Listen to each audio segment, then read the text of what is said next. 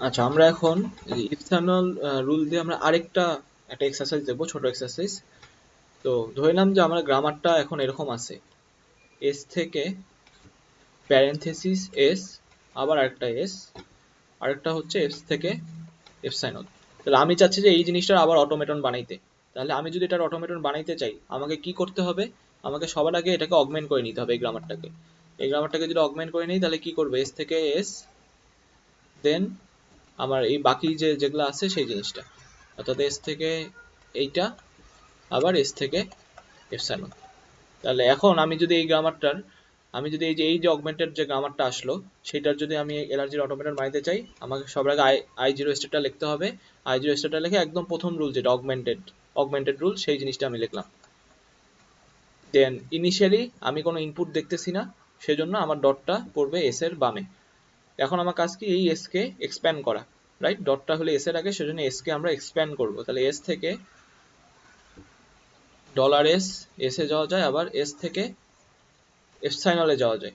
এখন ডলারটা ছিল আমার এস এর আগে, রাইট? তাহলে এখানেও কি সরি ডটটা, তাহলে এখানেও ডটটা আসবে এই প্যারেনথেসিসের আগে। আর এইখানে এপসাইলনের ক্ষেত্রে কি বলছিলাম? ডটটা এপসাইলনের আগে কোনো মেক সেন্স করে না, এটা করতে হবে কি এপসাইলনের পরে।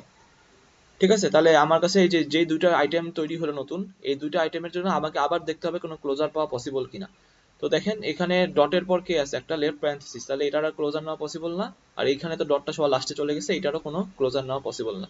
তাহলে আমার আই জিরো এর ক্লোজারটা কমপ্লিট। এখন আমরা দেখবো গোটু কি কি পসিবল। এখানে দেখেন এস এর জন্য একটা গোটু পসিবল, প্যারেনথেসিসের জন্য একটা গোটু পসিবল, রাইট? আর এপসাইলনের জন্য তো আর কোনো গোটু নাই। তাহলে এখানে এস এর জন্য একটা গোটু পসিবল। তাহলে এস এর জন্য যদি আমি গোটু নেই, তাহলে আমার স্টেটটা কিরকম হবে দেখতে? স্টেটটা দেখতে হবে এস প্রাইম থেকে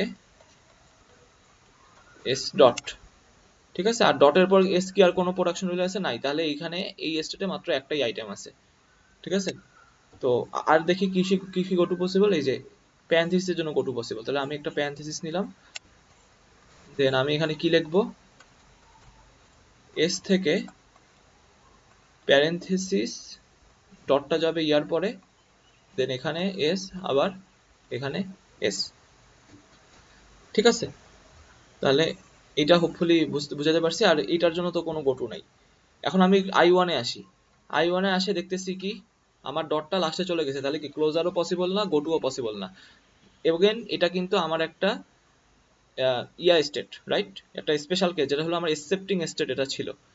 তাহলে আমি এখানে কি করব? এখানে যদিও কোনো গোটু নাই, আমি একটা ওই যে স্পেশাল একটা গোটু লিখবো, সেটা হলো ডলার দিলে, ডলার যদি কখনো পাই ইনপুটে, তাহলে কি আমার বেসিক্যালি সেটা এক্সেপ্টিং স্টেটটা রিপ্রেজেন্ট করে। তাহলে এই যে আমি এই কাজটা করে ফেললাম। ঠিক আছে? তাহলে ডলার দিয়ে আমি এক্সেপ্ট এই কাজটা করে ফেললাম। আর এখন আমি আই টুর ক্ষেত্রে যাই। আই টুর ক্ষেত্রে আমাকে আবার সেম ভাবে দেখতে হবে যে ক্লোজার নেওয়া পসিবল কিনা, গোটু নেওয়া পসিবল কিনা। এখানে দেখেন ডটটা কার আগে পড়ছে? এস এর আগে পড়ছে। তাহলে আমাকে কি করতে হবে? এই ডটটাকে আবার এক্সপ্যান্ড করতে হবে, এসটাকে বেনলি। তাহলে এস থেকে কই কই যাওয়া যায়? এস থেকে আমাকে এই যে এই জিনিসটা dot dot parenthesis S, S A যাওয়া যায়। আচ্ছা, আমি ডটটা পরে দিই। এস থেকে কই কই যাওয়া যায়? এস থেকে যাওয়া যায় হলো, এটা কোথা থেকে পাবো? এটা কনটেক্সট ফ্রি গ্রামার থেকে পাবো। ঠিক আছে? এইখান থেকে লেখার চেয়ে এই কনটেক্সট ফ্রি গ্রামার থেকে লিখবেন, তাহলে হইলো ভুল হবে না। এস থেকে যাওয়া যায় হলো প্যারেনথেসিস এস, এস আবার এস এ এখানে যাওয়া যায়, আবার এস থেকে এপসাইলনে যাওয়া যায়। তাহলে এস থেকে আবার এপসাইলনে যাওয়া যায়। এবার আমি ডট বসাবো।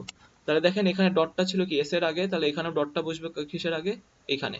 আর এপসাইলনে পরে অলওয়েজ ডট হয়, তাই না? আগে কখনো ডট হয় না। তাহলে এটা এখানে গেল।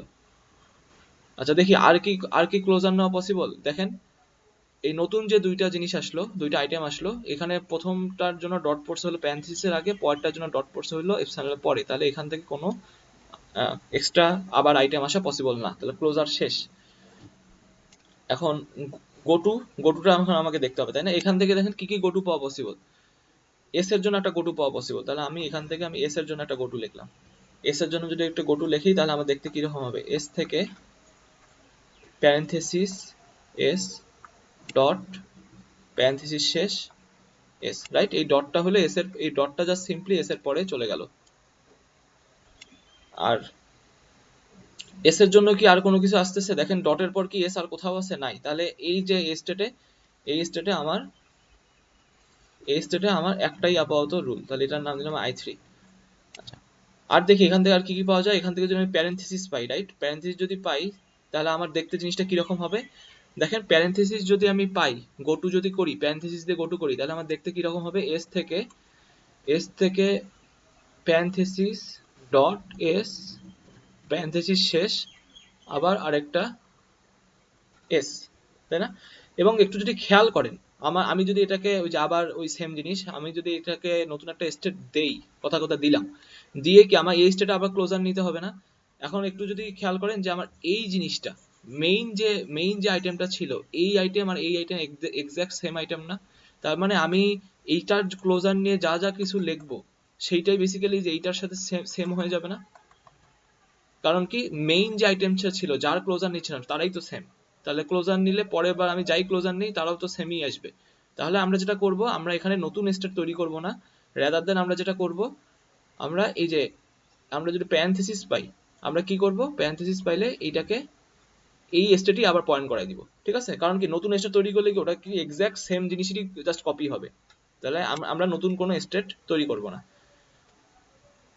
আর এটা কেন করি না, কারণ হচ্ছে যে আমি যদি নতুন স্টেট রাখি এক্সাক্ট সেম কপি, এটা তো আমার খালি মেমোরি খাবে, আমার তো শুধু শুধু মেমোরি খাবে, আমার তো কোনো নতুন ইনফরমেশন দিচ্ছে না, অলরেডি ওই নামে একটা স্টেট আছেই।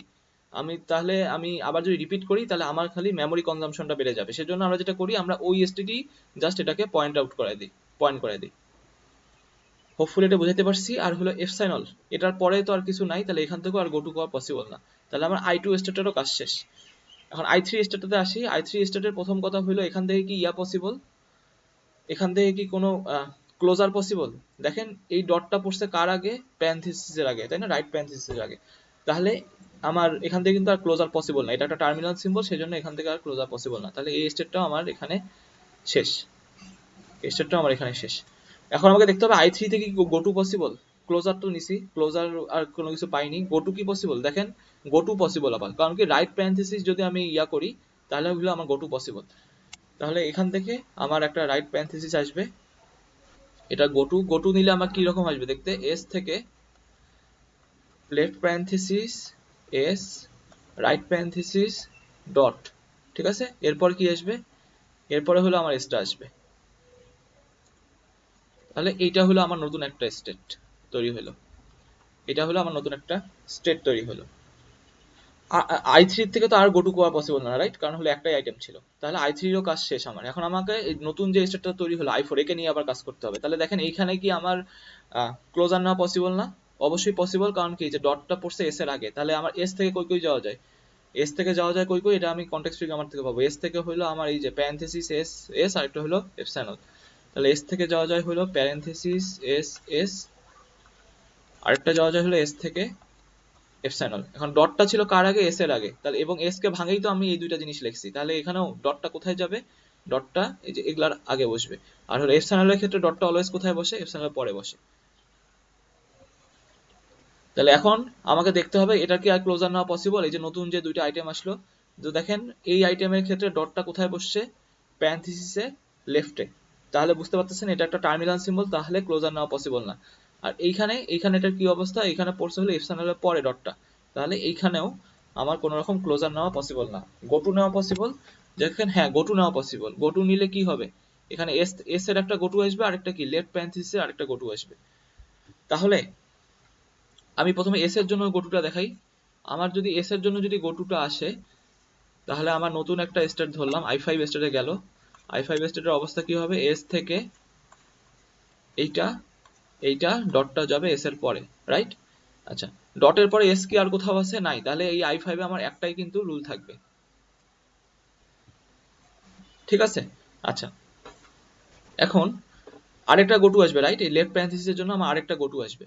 তাহলে এই গোটুটার জন্য দেখেন তো অবস্থা কিরকম হবে, এই গোটুটার জন্য অবস্থা যেটা হবে, আমাকে এস থেকে এই প্যারেনথেসিসের পর ডটটা বসবে, তারপরে আবার এসটা আসবে, এবার প্যারেনথেসিস শেষ আর এস, রাইট? অর্থাৎ যে এইখান থেকে তো এই জিনিসটাই আসবে। এগেইন দেখেন তো এই যে আইটেমটা পাইলাম, এই আইটেমটা অলরেডি আমরা লিখে আসছি না, এই যে এই আইটেমটা, যেইটা, কারণ কি এটা তো আবার ওই স্টেটের প্যারেন্ট আইটেম হবে, তাই না? এই যে এইখানে আমি যদি নতুন একটা স্টেট বানাই, সেই স্টেটের প্যারেন্ট আইটেম তো এইটা হবে, দেন এখান থেকে আবার ক্লোজার নিতে হবে। তাহলে দেখেন এইখান থেকে যদি আমি আবার ক্লোজার নেই, আবার তো এই যে সেম জিনিসগুলোই পাবো, তাই না? সেম জিনিসগুলোই পাবো। তাহলে কি করব আমি? আমি নতুন স্টেট তৈরি না করে আমি হলাম যেটা করব, সিম্পলি এখান থেকে এইখানে পয়েন্ট আউট করে দিব। অর্থাৎ আমার যখন একটা লেফট প্যারেনথেসিস আসবে তখন আমার বেসিক্যালি ওই স্টেটটা আবার তৈরি হবে। ঠিক আছে? হোপফুলি আমি এই জিনিসটা বুঝাতে পারছি। এখানে দেখেন দুইবার ওই জিনিসটা তৈরি হয়েছে, তাই না? একবার হলো এই যে লুপ করে ওখানে চলে গেছে আবার, আরেকবার হলো এইখান থেকে আমি আবার ওটাকে পয়েন্ট করাই দিছি, এখান থেকে আমি আবার ওটাকে পয়েন্ট করাই দিছি।